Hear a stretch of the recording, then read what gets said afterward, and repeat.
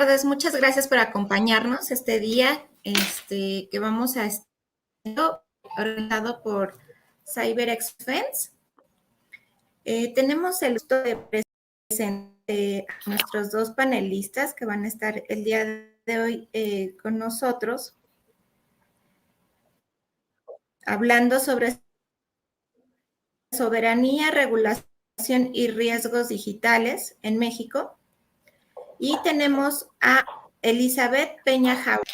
Y también tenemos a Alejandro Torres Rogelio, que él es socio de TDP Compliance y es especialista en transparencia, acceso a la información y protección de datos personales.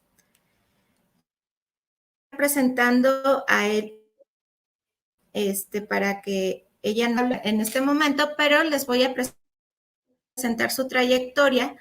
Ella es experta en regulación de las tecnologías de la información y políticas públicas. Cuenta con más de 18 años de experiencia, tiene un amplio conocimiento en telecomunicaciones y ciberseguridad también. Elizabeth ha contribuido al diseño del marco regulatorio de las telecomunicaciones en México. Colaboró con la creación del organismo promotor de inversiones en telecomunicaciones, llamado Promtel, y también del Instituto Federal de Telecomunicaciones, IFT. Actualmente trabaja en estrecha colaboración con el Laboratorio de Ciberseguridad para Parlamentos de la OEA. Elizabeth es egresada por excelencia académica de la licenciatura en Derecho de la Universidad del Valle de México y cuenta con una maestría en Gestión Pública aplicada en el Instituto Tecnológico de Estudios Superiores de Monterrey. También tiene un diplomado de Estrategia e Innovación del MIT. Va a contar con estudios de administración de proyectos en el Project Management Institute. Ella está comprometida con la reivindicación de género frente a la violencia. Ha promovido desde hace 10 años el empoderamiento, la equidad y la igualdad de la mujer en el sector de telecomunicaciones y radiodifusión. Y pues bueno, vemos que es una experta en telecomunicaciones y por eso está en este panel, nos acompaña en este panel y pues adelante, Eli, palabra para que puedas darnos esta charla y nos enseñes lo que traes. Muchas gracias. Pues buenas tardes, es un placer estar aquí. Agradezco la invitación para formar parte de este panel, de este webinar, conjuntamente con Alejandro, que pues tiene toda una trayectoria. Y que me hayan invitado para platicar de un tema que es tan relevante, y lo voy a hacer desde mi expertise tecnológico, regulatorio y de política pública.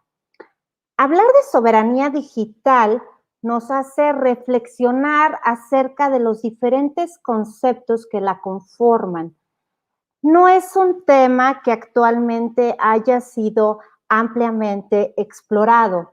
De hecho, no existen muchos autores que hayan conceptualizado este término.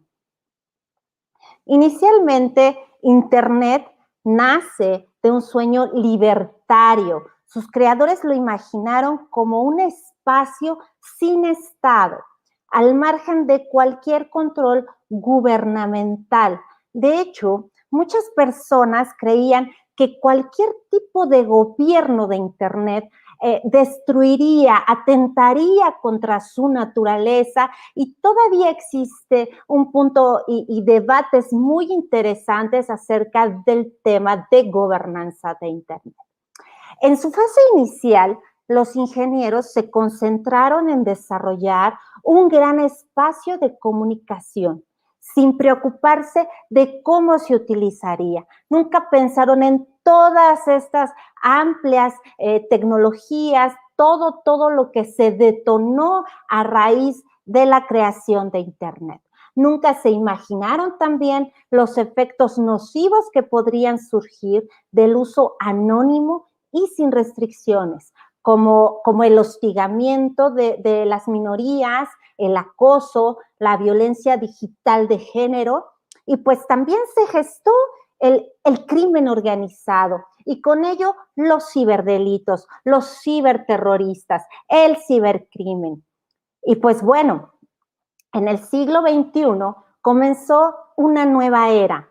Esta era en donde los gobiernos comienzan a preocuparse, pero también a ocuparse en el tema de conectividad. Se dan cuenta de la importancia del desarrollo económico de los pueblos que tienen al adoptar las tecnologías.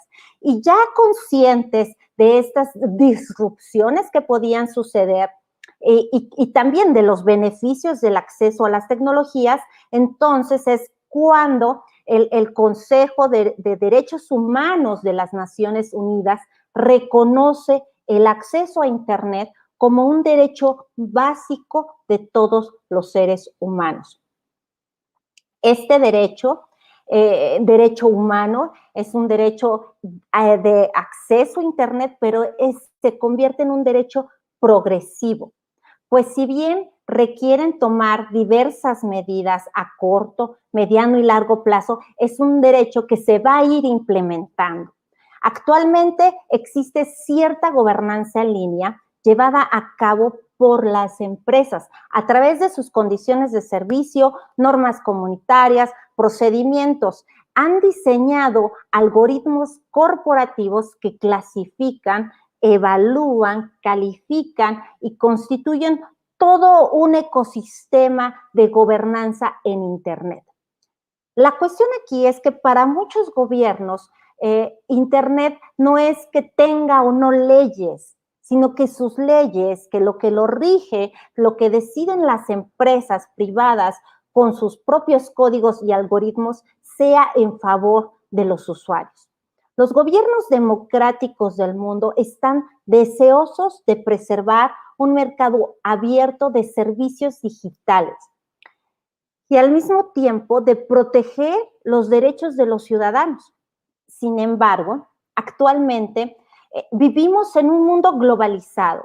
Existe una interdependencia de corporaciones transnacionales, tanto en sistemas operativos, software, de gestión, hardware e infraestructura, que es extremadamente alta esta interdependencia. La tendencia es ir migrando a un modelo de nube, tanto en infraestructura como en software. Entonces, pues la tecnología ha avanzado rápidamente, estamos siendo testigos de nuevas tecnologías como la inteligencia artificial, la robótica avanzada, el blockchain, el aprendizaje machine to machine, las aplicaciones móviles, la nanotecnología, los vehículos autónomos, la tecnología 5G, que obviamente esta tecnología intensifica un ecosistema masivo de datos. Y a medida que toda esta tecnología avanza, se generan, transmiten y almacenan grandes cantidades de datos. Hay un gran número de objetos y dispositivos conectados a Internet. Esto incrementa las vulnerabilidades, convirtiendo la calidad e integridad de la información en algo fundamental para la seguridad del ciudadano digital. Todo esto impacta radicalmente en nuestra vida cotidiana. El año pasado, con la pandemia, se alteraron sustancialmente los hábitos de consumo. Sin embargo, los pronósticos para los próximos 10 años indican un abrupto cambio en los hábitos de consumo, producción y trabajo, lo que nos brinda nuevas oportunidades, pero también nuevos retos como sociedad digitalizada. Y ante esta evolución tecnológica, es necesario preservar la democracia de las tecnologías, pero también preservar la soberanía digital. Conceptualmente, la soberanía está asociada al hecho de ejercer la autoridad en cierto territorio. Esta autoridad recae en el pueblo, aunque la gente no realiza un ejercicio directo de la misma, sino delega el poder en sus representantes. de manera coloquial, acabamos de pasar por esto en México en las recientes elecciones, con el proceso de elección, en donde se eligieron gobernadores, se eligieron diputados y ejercimos nuestra democracia a través del voto. Y elegimos a nuestros representantes, es decir, el pueblo y el poder otorga esa soberanía a sus representantes. Si trasladamos este concepto al entorno digital, al ecosistema digital, la soberanía digital se debe interpretar como la autoridad que tiene el ciudadano, que el ciudadano delega en sus representantes para preservar, para resguardar, para vigilar el entorno digital. Es importante que este término de soberanía digital se fundamente en los principios básicos pro persona, que implica la interpretación de buscar el mayor beneficio para el ser humano. Este criterio hermenéutico que rige el derecho es, en materia de derechos humanos, busca la interpretación más amplia cuando se trata de proteger un derecho y, por el contrario, la interpretación más restringida cuando se trata de establecer límites a su ejercicio. En este sentido, en una dimensión digital, el bienestar del ciudadano debe interpretarse pro persona, en favor del ciudadano digital y buscar siempre favorecer sus derechos fundamentales. Entonces, existe una correlación en el ecosistema digital cuando se reconoce el acceso a Internet como un derecho básico de todos los seres humanos, con la autoridad que el ciudadano digital delega en sus representantes para preservar, resguardar y vigilar sus derechos en el entorno digital. La soberanía digital da origen a una responsabilidad compartida. El ciudadano debe tener el derecho más amplio respecto a la información que le pertenece. Y es importante que existan límites en los datos que se recaban. Y lo más importante será que el ciudadano digital conozca y autorice el destino y uso de su información. Y el Estado será corresponsable en garantizar la protección, el amparo y la defensa del ciudadano digital en el marco del principio pro persona. Estamos hablando de un principio de derecho progresivo, evolutivo, en donde la ciberseguridad del ciudadano digital se convierte en un derecho fundamental, intrínseco al derecho humano de acceso a Internet. Yo sé que es un tema complejo y les voy a poner este ejemplo. Si el Estado reconoce como un derecho humano el que yo tenga acceso a Internet, que tenga acceso a las tecnologías, el Estado entonces debe garantizar que el ciudadano, al ejercer este derecho, se sienta con plena libertad, con plena seguridad del ecosistema tecnológico, del ecosistema digital. Y no hablo solamente de navegar en Internet. ¿Qué pasa con las megatendencias tecnológicas? ¿Qué pasa con la ciberseguridad? ¿Qué pasa en la inteligencia artificial, la ciberseguridad en los vehículos autónomos, en la robótica, en las aplicaciones móviles? En todo este ecosistema de IoT, ¿qué pasa con la ciberseguridad? ¿Dónde queda la ciberseguridad del ciudadano, de este ciudadano digital? ¿A quién nos encomendamos? ¿Quién nos va a proteger? Por los efectos nocivos que podrían surgir, los ciberataques, la ciberdelincuencia, el ciberterrorismo, ¿quién nos va a proteger? En un ejemplo muy burdo, pensemos en una carretera donde circulan muchísimos coches en alta velocidad. Ahora pensemos en un perro, de esos perros perdidos, muy valientes, que se lanzan al ruedo de la carretera y si los vemos desde lejos, se encuentran desprotegidos y vulnerables.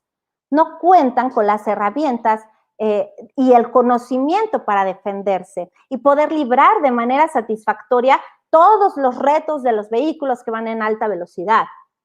Así los ciudadanos digitales en el ciberespacio nos encontramos vulnerables. Si carecemos del conocimiento, si carecemos de las herramientas tecnológicas y si no tenemos un respaldo del Estado que nos garantice la ciberseguridad, nos encontramos plenamente vulnerables. Este principio de soberanía digital, este concepto, sienta las bases para ejercer la ciberseguridad ciudadana. Propone una transición hacia una soberanía digital del gobierno y de la ciudadanía, que permite hacerles partícipes y decidir para actuar coordinadamente sobre las prioridades y estrategias digitales en su respectivo entorno. La soberanía en la democracia digital va más allá de solo poner la tecnología al servicio de la ciudadanía. Va más allá. Es necesario que se comprenda la naturaleza cambiante del ecosistema digital. No basta con conectar a los desconectados o quedar en el tema de vamos a cerrar las brechas digitales, ¿no? Por todos lados se escucha, vamos a cerrar la brecha digital y estamos trabajando en cerrar la brecha digital, internet para todos. Pero ¿qué pasa si no se proporciona un entorno de ciberseguridad para los ciudadanos? No sabemos cómo protegernos en este entorno digital. Por ello, es importante promover el ejercicio de una soberanía digital plena, empoderar a los ciudadanos para diseñar su futuro digital, pues aún no hemos asumido ese papel protagonista del ciudadano digital, en donde los ciudadanos pueden ser agentes de cambio y además contar con conocimientos para evaluar los servicios tecnológicos y, lo más importante, ser responsables de la seguridad de su información.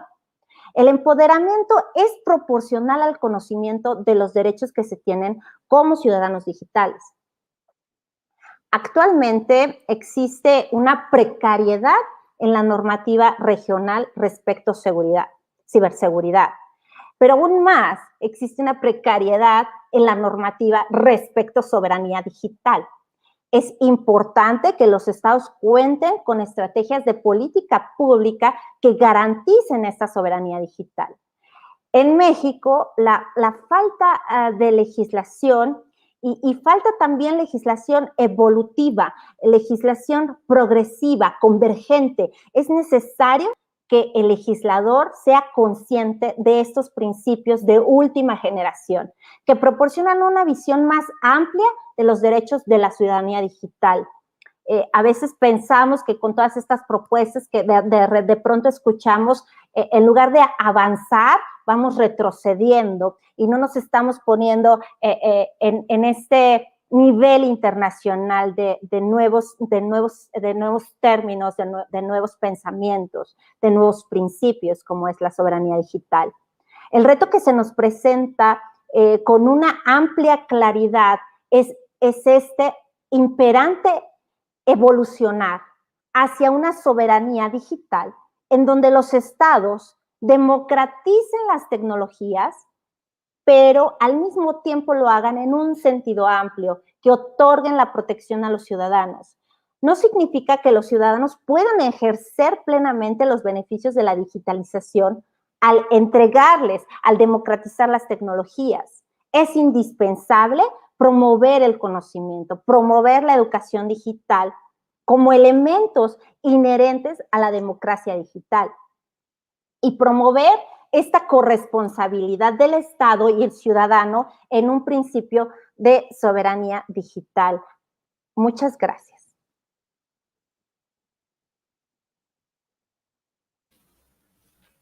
Muchas gracias, Eli. Muy atinado de lo que dices y pues bueno, estamos, el chat está abierto para las personas que quieran preguntar y ahorita vamos a ir con la intervención de Alejandro Torres y me voy a permitir presentarlo. Ok, licenciado en Ciencias de la Comunicación por parte de la Facultad de Ciencias Políticas y Sociales de la Universidad Nacional Autónoma de México. También fue comisionado ciudadano del Instituto de Acceso a la Información Pública y Protección de Datos Personales de la Ciudad de México. También colaboró en la Asamblea Legislativa del Distrito Federal, donde fue director de Transparencia e Información Pública, así como asesor en la Comisión de Gobierno de la Asamblea Legislativa del Distrito Federal. También fue periodista del periódico El Universal, como evaluador y comentarista de los proyectos finales de periodismo digital. En la Universidad Panamericana ha impartido diversas conferencias sobre el periodismo en México a alumnos de la Escuela de Ciencias Económicas y Empresariales de la misma.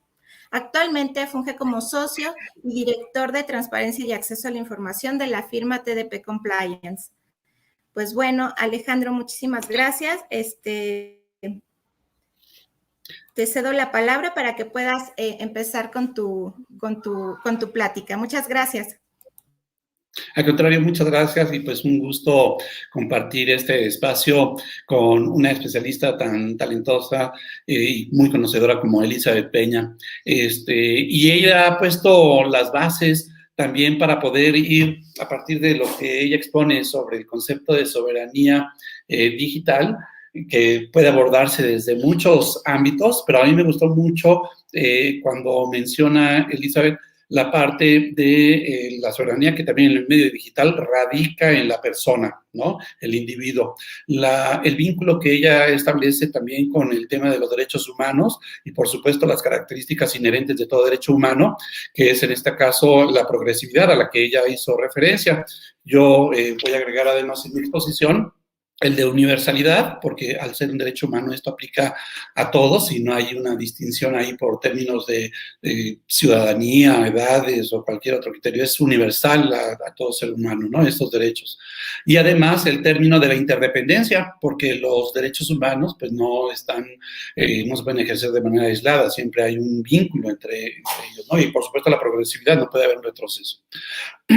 Tomo esto como base entonces para plantear un problema que está ahorita en el debate público aquí en México y tiene que ver con el problema que va a significar la entrada en vigor, si es que así se concreta, del Padrón Nacional de Usuarios de Telefonía Móvil, el PANAUT, que aprobó el Congreso, la Cámara de Diputados el año pasado, a finales del año pasado, recientemente el Senado, y que el Poder Ejecutivo, el Presidente de la República, publicó en el Diario Oficial, entrando en vigor al día siguiente.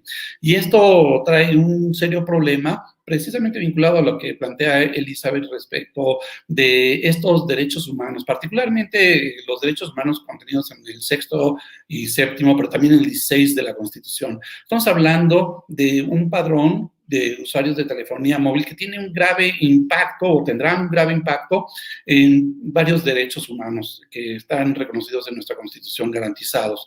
Por supuesto, el del acceso a la información, que es posible, el derecho a la información en general, que es posible ejercer gracias al acceso a las tecnologías de la información.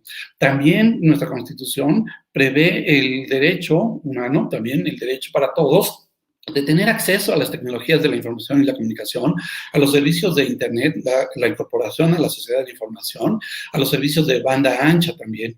Y con este padrón, ese derecho se ve en serio riesgo.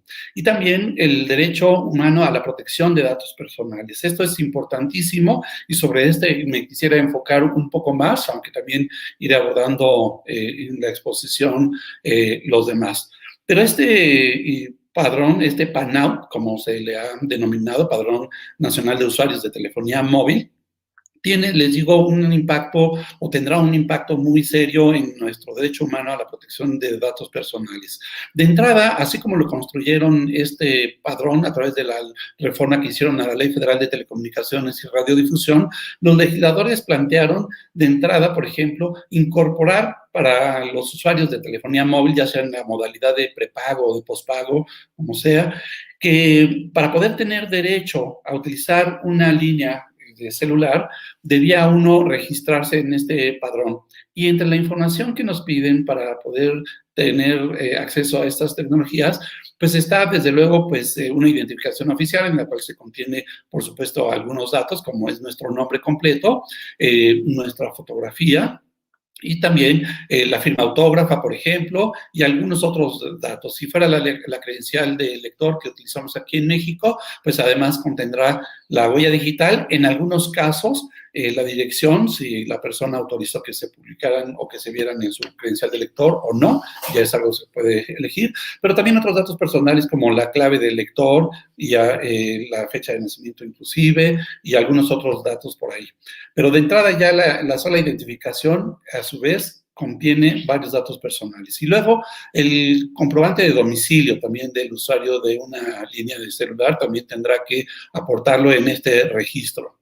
Pero lo más grave de esta reforma reciente a la Ley Federal de Telecomunicaciones y Radiodifusión que hicieron los legisladores fue incorporar también los datos biométricos, solamente que los legisladores no especificaron qué datos biométricos tendrían que incorporarse a este padrón, y esta es una cosa muy seria. Porque los datos biométricos, pues a diferencia, por ejemplo, de una contraseña o de un usuario que uno puede cambiar en el momento que uno lo desee, pues uno puede cambiar un dato biométrico, como son, por ejemplo, la huella dactilar o, por ejemplo, las características del rostro para el reconocimiento facial, el registro de voz, por ejemplo, que son los datos biométricos más comunes.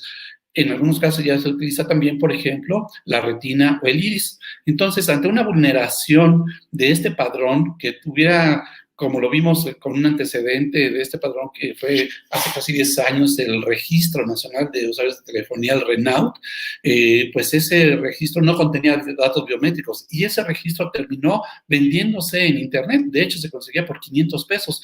Y tan no sirvió a los propósitos que se tenían planteados en aquel entonces y que otra vez se plantean como justificación o argumentación para el nuevo padrón, no sirvió para el combate a los delitos que se estaban cometiendo a través del uso de celulares, de teléfonos celulares.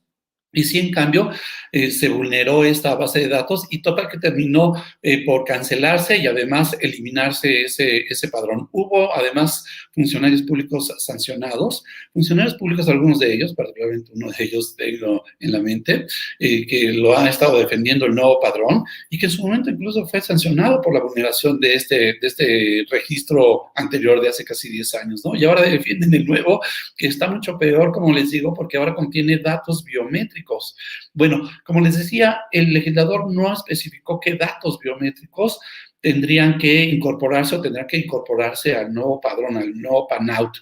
Y esto es importante porque le dejan entonces al Instituto Federal de Telecomunicaciones emitir una serie de pues las reglas de operación de esto, las disposiciones administrativas de carácter general para la operación del padrón y protección de datos personales. El INAI es el organismo autónomo competente precisamente para la protección para garantizar dos derechos fundamentales, el acceso a la información y la protección de datos personales. Entonces, esto va a ser uno de los elementos que, por ejemplo, el INAI va a señalar en la acción de inconstitucionalidad que presentó recientemente ante la Suprema Corte de Justicia de la Nación. A su vez, el IFT, el Instituto Federal de Telecomunicaciones, interpuso una controversia constitucional. Son dos figuras distintas, porque la Constitución le da al INAI la posibilidad de interponer acciones de inconstitucionalidad y al IFT controversias constitucionales, pero no nos vamos a meter ahorita en esas minucias legales, nada más señalarlo así.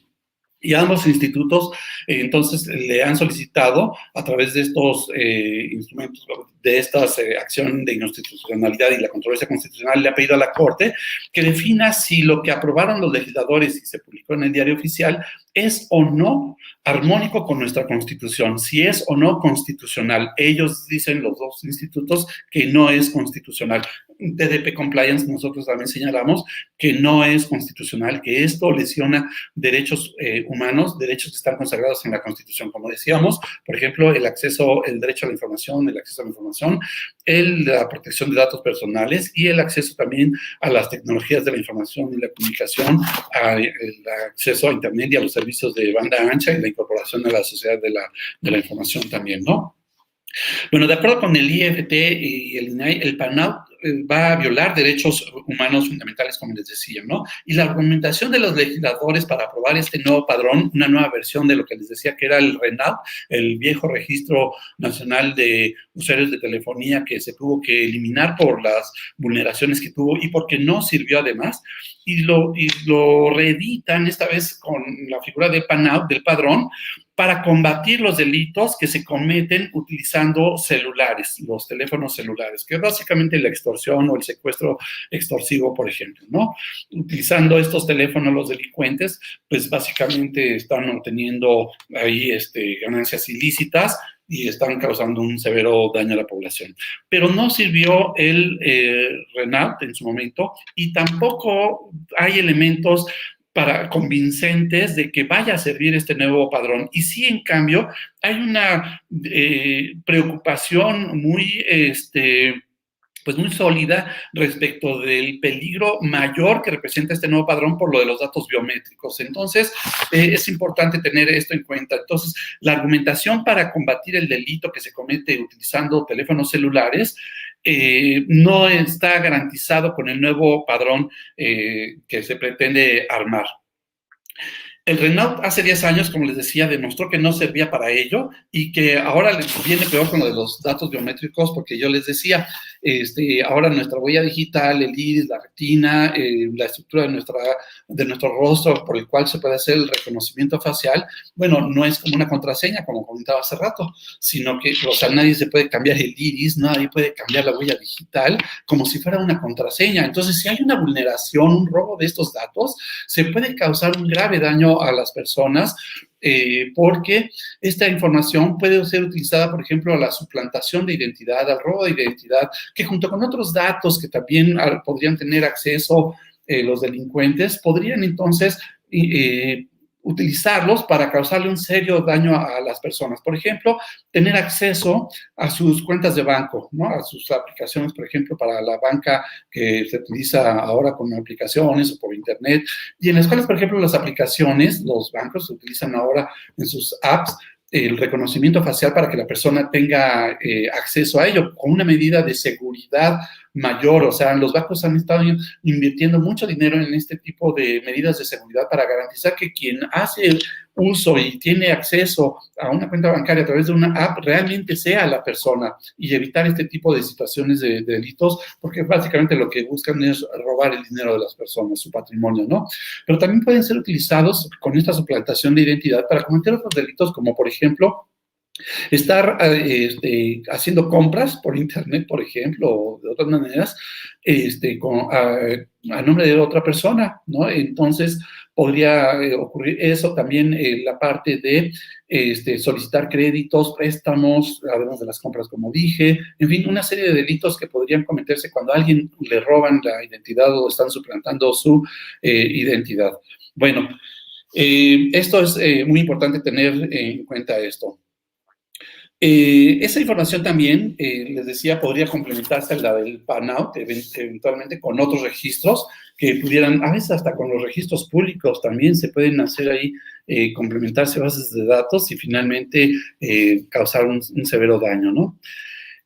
También decía yo que se pretende combatir la comisión de estos delitos, decían los legisladores, para justificar la aprobación de la ley, de la reforma a la Ley Federal de Telecomunicaciones y Radiodifusión, y con ello crear el padrón.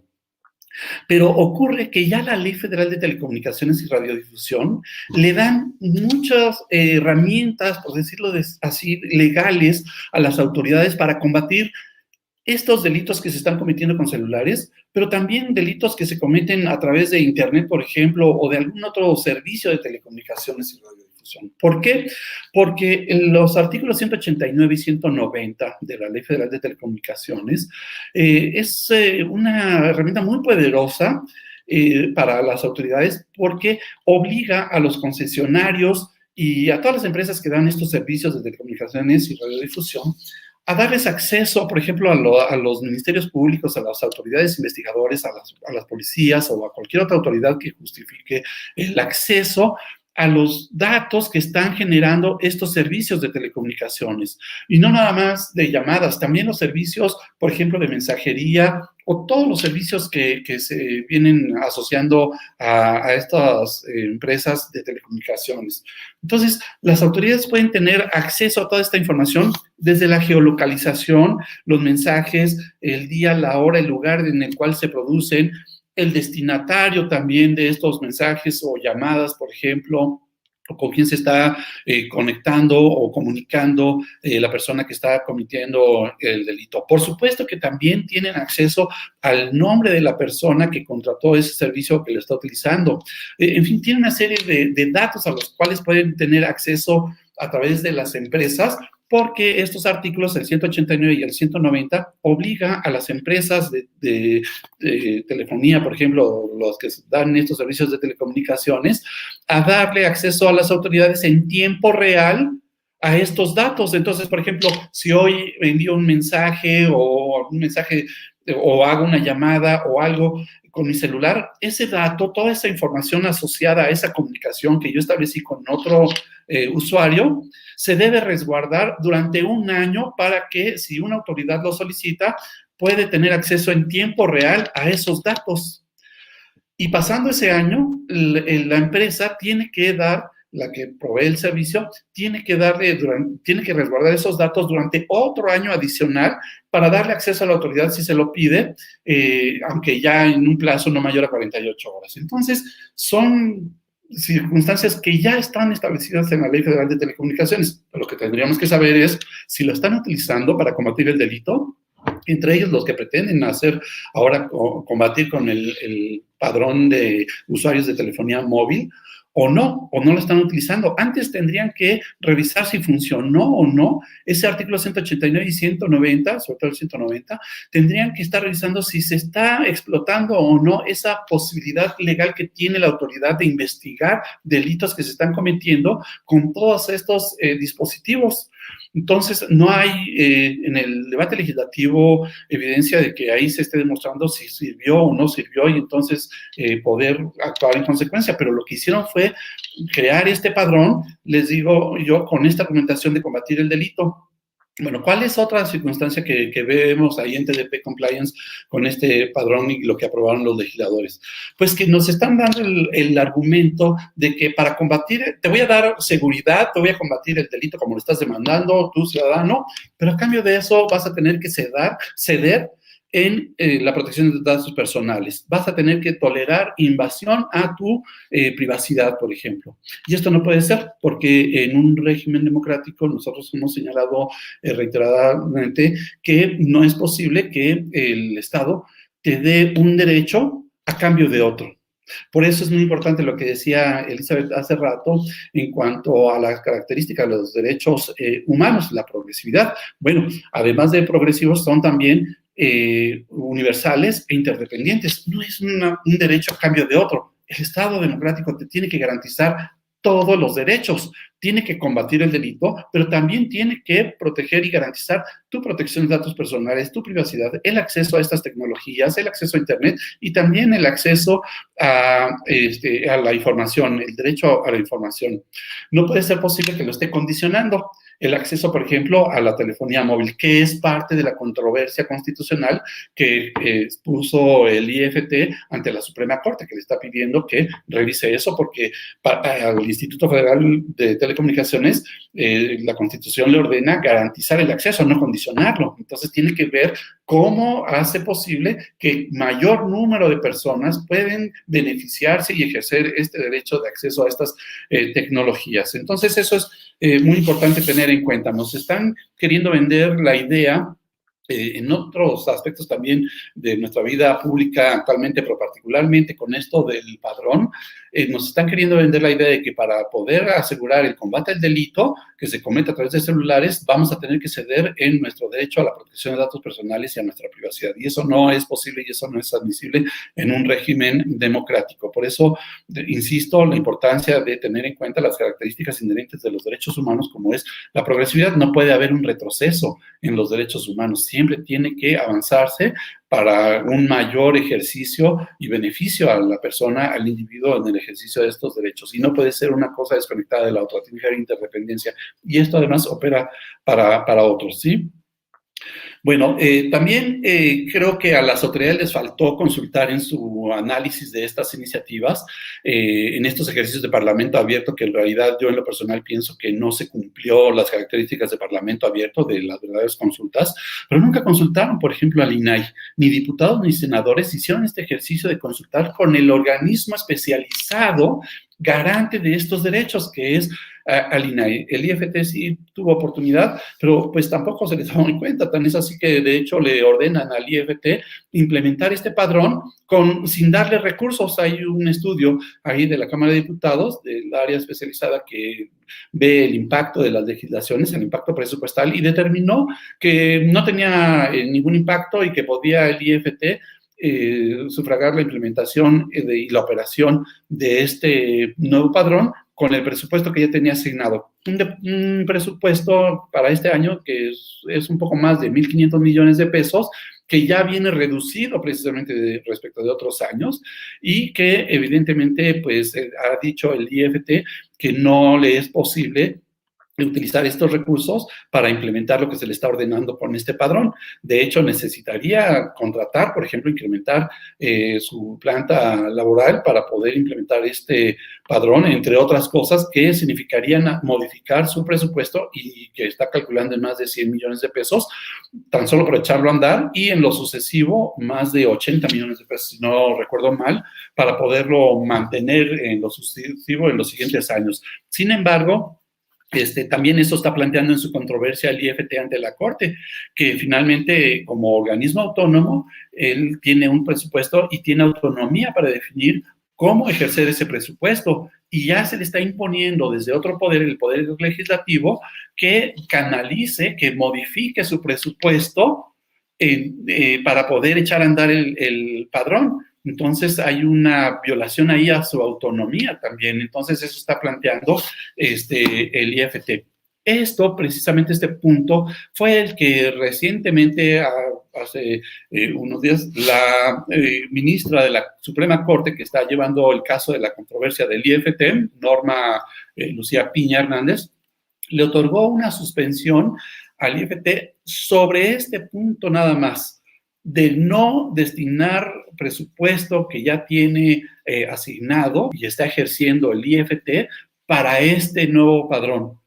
No significa que ya ganó la controversia constitucional, como algunos están malinterpretando por lo que hemos estado viendo en notas periodísticas. Se están interpretando mal, como si ya hubiera sido un triunfo o casi ya tienen en la bolsa el triunfo. No, lo único que dijo la ministra de la Corte es que se queden las cosas como estaban antes de que se aprobara esta nueva reforma a la Ley Federal de Telecomunicaciones, particularmente en lo que tiene que ver con el presupuesto del IFT, que no destine ello, y que ello además no tenga consecuencias, por ejemplo, esto de implementar en 180 días las disposiciones administrativas de carácter general, y si no lo hacen, entonces tendría responsabilidad para los comisionados del IFT. Entonces, le otorgó la suspensión para que estuvieran las cosas, se queden las cosas tal y como estaba antes de la reforma, para no obtener afectaciones, que se quede así mientras resuelven ahora sí todo lo de fondo, o sea, toda la controversia.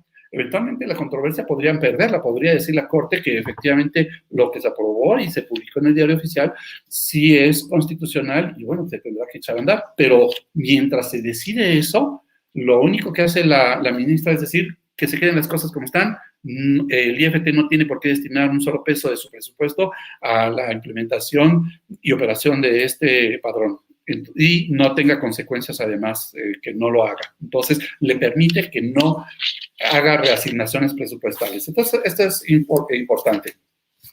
En el caso de la acción de inconstitucionalidad del INAI, del Instituto Nacional de Transparencia, Acceso a la Información y Protección de Datos Personales, ahí es importante una cuestión que señalan, y es lo desproporcionado que resulta que el padrón tenga que contener los datos biométricos de los usuarios de telefonía móvil. Bueno, la acción de constitucionalidad argumenta varias cosas, pero a mí me llama mucho la atención esto, que es totalmente desproporcionado que tenga que el usuario dar sus datos biométricos para poder tener derecho a utilizar una línea de celular. Porque la finalidad que se busca, que en este caso lo que argumentan los legisladores es el combate al delito, realmente no justifica, o sea, es demasiado y además muy riesgoso para el individuo estar dando sus datos biométricos para ello, ¿no? Entonces, eso me parece muy importante. Además de que al condicionar o impedir eventualmente el acceso a la línea celular, también se impide el ejercicio de los otros derechos que ya hemos mencionado, como el derecho a la información. Y en el caso de los datos biométricos, por supuesto, el INAI pues preocupa mucho porque, como bien dicen y señalaba yo hace rato, es algo que puede generar un severo daño al individuo si se llegara a vulnerar este dato biométrico, si hubiera un acceso, por ejemplo, no permitido, o sea, si se estuviera vendiendo la base de datos en Tepito o por internet, como suele ocurrir. Además de que esto se da en un mal momento, o sea, en el cual en México, por ejemplo, estamos viendo que en el sector público no están teniendo un buen momento en cuanto a seguridad de sus bases de datos. El año pasado, por ejemplo, supimos de la vulneración de las bases de datos que contenían las declaraciones patrimoniales de miles de trabajadores federales, ¿no? Las bases de datos de la Secretaría de la Función Pública fueron vulneradas con las declaraciones patrimoniales de los servidores públicos. Miles de ellas. Tuvo que intervenir el INAI, desde luego, y efectivamente se comprobó esa vulneración. Entonces, las declaraciones patrimoniales de los servidores públicos, imagínense, estuvieron expuestas en Internet. Bueno, a ello le sumamos, por supuesto, el caso reciente de la Lotería Nacional, que también tuvo un evento de ransomware en el cual se extrajo documentación que de orden administrativo, alguna yo no le veía problema, puesto que tenía que ver con contratos, los contratos por ley de transparencia son públicos, pero había otra información que sí podría haber sido importante y que tendría que estarse resguardando, además de los archivos mismos que tienen obligación de cuidar. Pero no son los únicos casos. Antes vimos, por ejemplo, el caso de Pemex.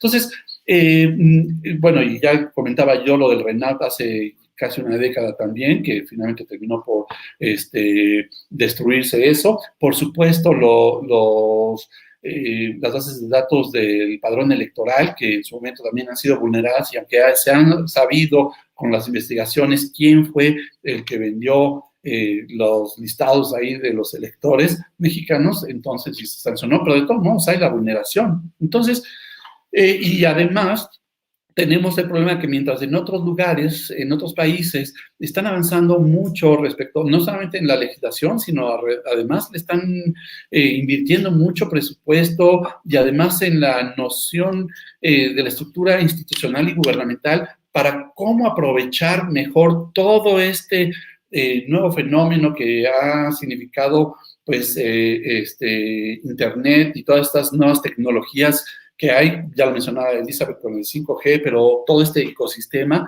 trae muchos riesgos, pero también muchas oportunidades.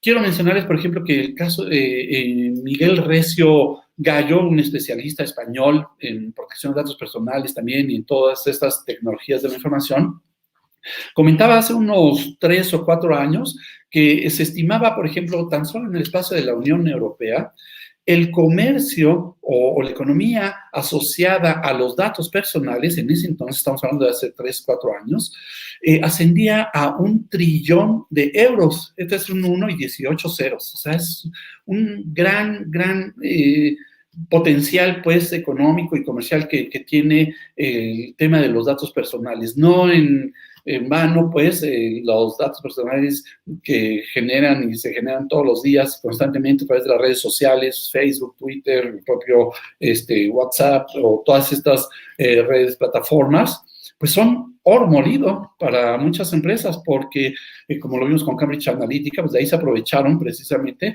para utilizar los datos personales de los usuarios de Facebook, por ejemplo, para hacer su negocio, que era finalmente generar campañas y poder modificar el comportamiento y las preferencias de electores en diferentes lugares. Estados Unidos, por ejemplo, con Donald Trump, en Inglaterra, por supuesto, con el Brexit, pero en otros lugares también donde querían hacer negocios respecto de partidos políticos y candidatos que no iban muy bien en las preferencias del electorado, entonces les ayudaron. ¿Cómo? Utilizando los datos personales para hacer perfiles y entonces hacer publicidad o propaganda muy específica para esas personas, para convencerlas de votar o eventualmente incluso no votar, con tal de que el candidato contrario no tuviera muchos votos, ¿no? Entonces, vemos que el potencial del uso de los datos personales pues es muy amplio. Entonces, de ahí la importancia de, como dice Elizabeth, tener siempre en cuenta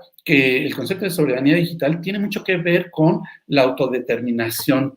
El individuo debe decidir en todo momento qué datos personales quiere compartir, para qué, con quién, y en todo momento, eventualmente, cancelar o revocar el consentimiento que pudo haber aportado. Pero a ello necesitamos también una cuestión de educación para poder ejercer mejor estos derechos de una manera informada. Únicamente para concluir, señalaría nada más entonces que es importante que estemos, en el caso de México, atentos a lo que vaya ocurriendo con el tema del padrón, con esta acción de inconstitucionalidad que interpuso el INAI ante la Corte y a su vez el IFT en el caso de la controversia constitucional que también interpuso, para ver qué resuelve la Corte. No va a ser una resolución que salga en el corto plazo, va a tardar las resoluciones de la Corte.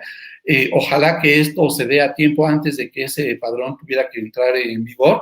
La reforma a la Ley Federal de Telecomunicaciones establece, por ejemplo, que nuestras líneas que están ya operando desde antes, tendríamos que registrarlo dentro de 2 años. Entonces, esperemos que en ese lapso se pudiera dar una decisión favorable por parte de la Corte. Hasta aquí dejaría mi intervención para poder pasar pues, a otra etapa de esta sesión, este programa. Muchas gracias, Alex. Y pues bueno, yo quisiera preguntarle a Eli, ¿qué opinión te merece poder garantizar la seguridad ciudadana?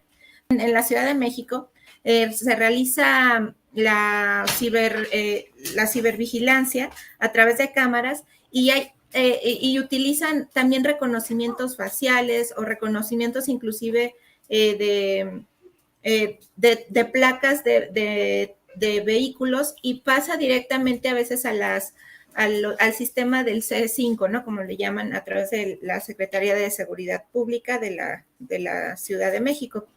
Entonces, ahí, ¿qué opinión te merece este tipo de utilización de tecnología para poder tratar de combatir un poco o tratar de resguardar la seguridad ciudadana a través de este tipo de tecnologías? ¿Crees que sí el Estado lo garantiza? O sea, sí es viable la utilización de esta tecnología por parte del Estado para la ciudadanía. Julia, son temas como muy diferentes. Tú me estás hablando de un tema de seguridad pública. El tema de seguridad pública recae obviamente en el Estado a través de estos, digamos, el C5 es un centro de datos que, como tú bien lo dices, hace un reconocimiento facial y hace un reconocimiento de placas, pero esto es más para un tema de seguridad ciudadana. Y bueno, al menos en el tema de ciberseguridad, lo que corresponde sería al tema de resguardar que al momento de hacer esta identificación, a lo mejor, digamos, de rasgos biométricos, esos rasgos estén debidamente resguardados en el C5, ¿no? En la data del C5. Pero si hacen o no un tema de seguridad pública adecuado, pues la ciudadanía lo podrá juzgar claramente, ¿no? Vivimos tiempos muy complejos. Justamente el año pasado se tuvo una migración a evolucionar con la normativa que permitía, pues obviamente, expandir las contrataciones hacia otras tecnologías, porque teníamos tecnologías, digamos, monopólicas en temas de seguridad ciudadana, en temas de seguridad y de tecnología en la ciudadanía. Yo lo aplicaría más hacia un ámbito de ciberseguridad, que es el tema que hoy nos ocupa, y de cómo esta soberanía nos hace que al momento que el ciudadano le proporciona al Estado ese poder, le solicita esa protección, podemos estar más seguros en el ámbito digital, en el entorno digital, en el ámbito, en el ecosistema digital. No lo podemos limitar a temas de datos personales. A mí me parece que esto es un tema más allá de datos personales por todas las aplicaciones que tenemos encima, porque la tecnología está evolucionando constantemente. Es como la evolución de los autos autónomos, en donde si el Estado no te garantiza que vas a tener seguridad y tú te subes a tu auto autónomo con esta inteligencia artificial y de repente te secuestran, ahí hay un tema de ciberseguridad, porque está conviviendo este tema tecnológico, este tema de tu protección como usuario, que estás haciendo uso de estas tecnologías.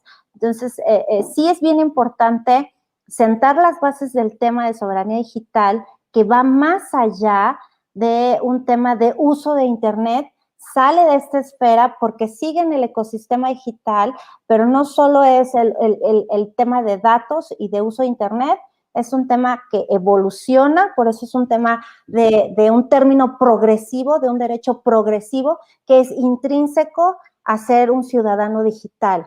Y un ciudadano digital tiene muchos elementos y tiene muchos derechos y también obligaciones.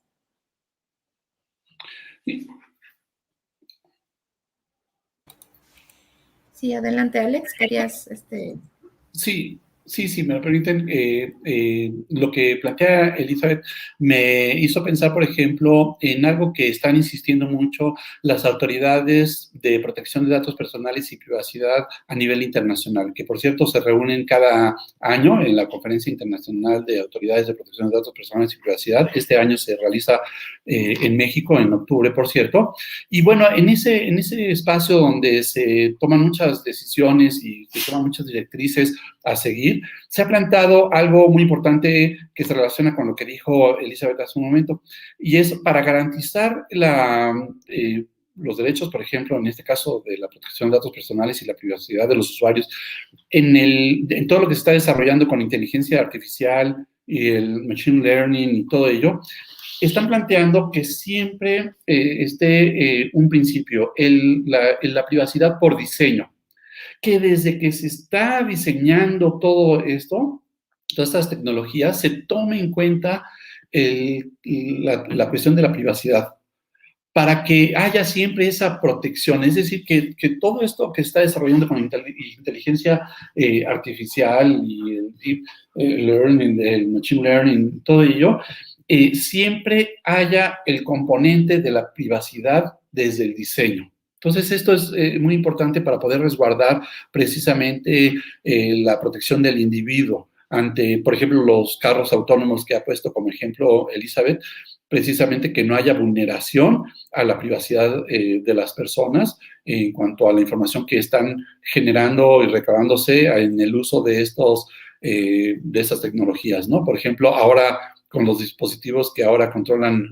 muchas funcionalidades en nuestra casa, ¿no? Siri, Alexa y todas ellas, por ejemplo, bueno, también ahí hay una cuestión de potencial riesgo a la privacidad de las personas. Todos estos robots, por ejemplo, que se están diseñando y desarrollando para diversas actividades, también tienen ese problema. Yo recuerdo el caso, por ejemplo, de un robot que estaban diseñando y en una de estas conferencias hicieron una demostración en la cual el robot platicaba con un grupo de personas en una mesa y entonces el robot iba tomando información del contexto de lo que están platicando las personas y además de búsquedas en internet que está haciendo en tiempo real y de manera contextual va generando una serie de información para participar de esa conversación. El problema es que luego el robot, pues al no tener esos filtros de privacidad, podía revelar información sensible, por ejemplo, o pues sí, vulnerar ahí a la privacidad de alguno de los que interviene o de terceros, ¿no? Entonces, el concepto de privacidad por diseño es algo en lo cual se está insistiendo mucho por las autoridades. Ok, pues sí. Y bueno, yo nada más quisiera complementar un poco también lo que mencionaba Eli respecto a que pues obviamente es una obligación también, aparte de que es un derecho los datos personales de los ciudadanos, es una obligación también con nosotros cuidarlos y tenerlos siempre en la presencia de cómo pedir avisos de privacidad, leerlos, aunque nos dé flojera, ver cómo poder resguardar, preguntar siempre a las empresas donde otorguemos los datos personales para poderlos, para poder saber con qué finalidad le van a dar a esos datos, ¿no? Esto para evitar N cantidad de vulneración a nuestros derechos, ¿no? Como ya lo mencionó Alex, como bien lo señala Elizabeth, creo que esta es una obligación de todo también, no nada más, bueno, obviamente de parte del Estado, pero es una obligación ciudadana el hecho de proteger y de saber para las finalidades para las que van a utilizar los datos personales también y solicitar esa garantía al Estado, ¿no? Entonces, pues no sé si quieran agregar otra cosa, también es agregar en dónde los pueden encontrar, por favor. ¿Quieran dar redes sociales? Bueno, a mí me gustaría agregar que la ciberseguridad no es una opción tecnológica, es una necesidad social. Tanto las personas como las instituciones están expuestas a la inseguridad, a la incertidumbre y al delito cibernético. En días pasados se presentaron los lineamientos, unos principios de ciberseguridad ciudadana de la OEA, en donde tuve la oportunidad de colaborar. Y alguien de esta empresa, Fortinet, mencionó un dato que a mí me impactó, y fue que con la pandemia el cibercrimen aumentó un 500%, un 500%. Es decir, el ciberdelito ahora ya es crimen organizado. Ya no estamos hablando del cuate, del hacker que me hackearon mi teléfono, me hackearon, no. Ya hay todo un crimen organizado. Hay gente experta en temas tecnológicos, en temas cibernéticos, que están netamente constituidas como organizaciones criminales, organizaciones delictuosas que cometen estos crímenes, estos fraudes, que vigilan al usuario en toda su huella digital que vamos dejando a través de nuestras acciones cotidianas en Internet. Cada vez que nosotros abrimos o tecleamos una página, visitamos un sitio, consultamos Facebook, Instagram y todas estas aplicaciones, todas estas redes sociales, vamos dejando una huella digital. Esa huella digital, ese profile, se perfila y se hace un estudio del usuario. ¿Qué pasa con esto? Al hacer el estudio del usuario, se dan cuenta de los niveles socioeconómicos y empiezan a acceder. Entonces, ya no es el cuate que es hacker que me mandó un virus y que mi computadora se estropeó. Y estamos hablando de redes, de gente que te dejan en blanco tus cuentas, que te quitan todos los ahorros de tu vida, de gente que captura bases de datos, de gente que hace apagones en empresas, de gente que atenta contra la seguridad ciudadana de diferentes formas. Y por eso es tan importante hacer énfasis que el Estado no se puede hacer a un lado de esto, de esta situación evolutiva, de estos crímenes que se están cometiendo día con día. La ciberseguridad no es una opción. No es una opción decir voy a poner mis límites, voy a dejar de compartir mis datos. Es una necesidad del ser humano que está en línea, del ser humano que está conectado, del ciudadano digital. Por eso es muy importante dejar muy claro este mensaje. Para mí que estamos trabajando en todo este tema de concientización, de conciencia, de ciberconciencia digital, que ahora le bautizamos con estos términos, que el Estado debe estar netamente involucrado y la ciberseguridad es un derecho intrínseco al derecho de Internet. Si yo tengo este derecho de usar Internet, tengo este derecho intrínseco de contar con ciberseguridad. Y por eso es muy importante este tipo de foros, porque no solo se trata de temas de compartición de datos, es un tema que se vuelve holístico, porque día con día, y como bien lo dijo Alex, en nuestra casa, en nuestras escuelas, en nuestra oficina, en nuestro trabajo, que ahora se trasladó a nuestra casa, y por eso pues estábamos aquí en casa adaptándonos, ¿no? Con nuestros hijos, con todo lo que implica estar en casa. Y bueno, entonces también la criminalidad se traslada a nuestra casa, ¿no? Porque mucha gente también desde su casa maneja la nómina de la empresa, maneja los estados de la empresa, las cuentas de la empresa. Entonces, traemos, quieras o no, esta criminalidad la traemos a nuestro hogar, y por eso es bien importante que estemos conscientes que la soberanía digital está sentando las bases de un nuevo, de una progresividad del derecho. Entonces, a mí me gustaría terminar con eso, decir que no basta con conectar a los desconectados. Necesitamos proveerlos de ciberseguridad. Y la ciberseguridad debe ser un derecho humano también.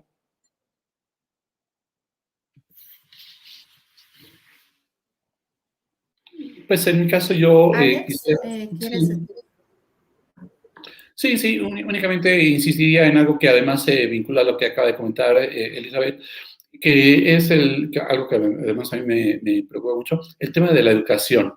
Educar al individuo y no nada más con el rollo de que, pues es que yo ya soy de otra generación y me cuesta trabajo. No, hay que aprender a padres de familia, adultos, hay que aprender esto también. Hay que ser migrantes y hay que abrirnos al aprendizaje de esto, porque nos atañe a los padres de familia, pero también para la educación de nuestros hijos. Y eventualmente también pensar en que pudiera el Estado mexicano apostar por la educación, incorporar estos temas también a la educación formal, en escuelas públicas y en escuelas privadas también.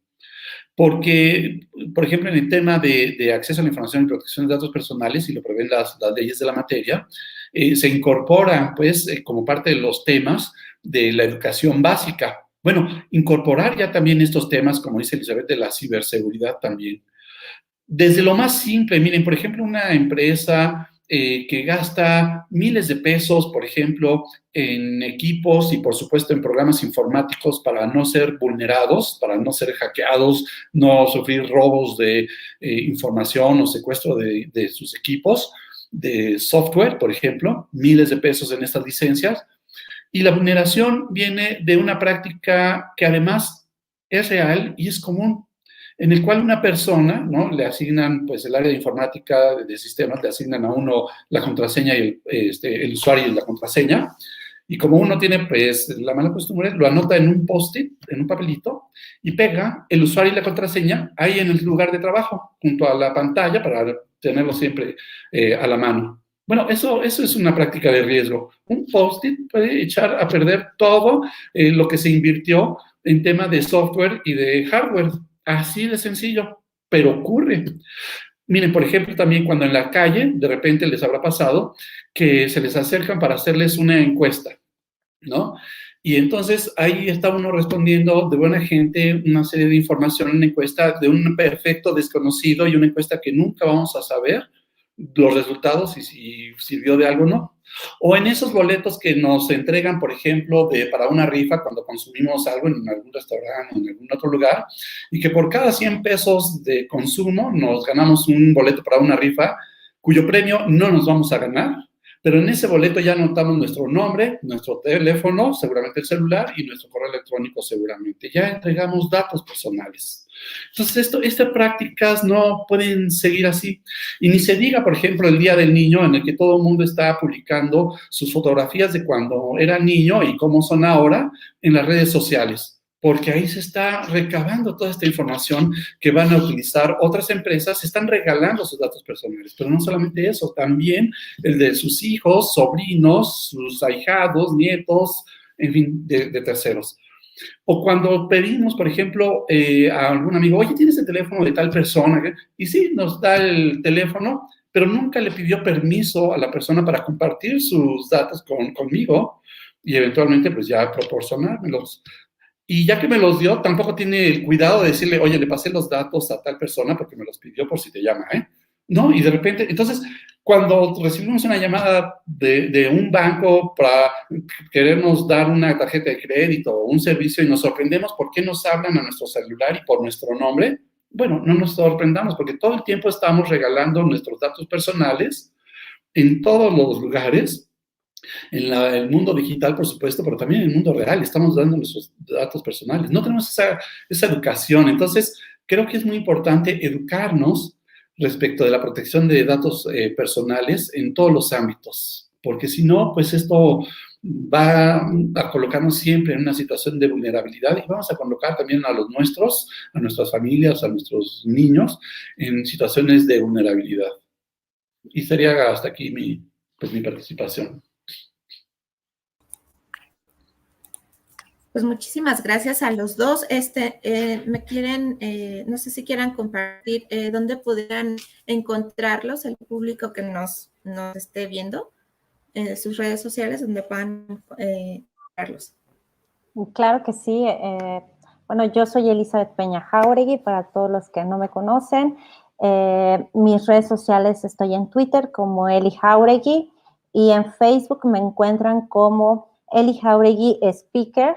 Me ganaron el sitio, pero pues le tuve que añadir ahí, entonces se les va a grabar.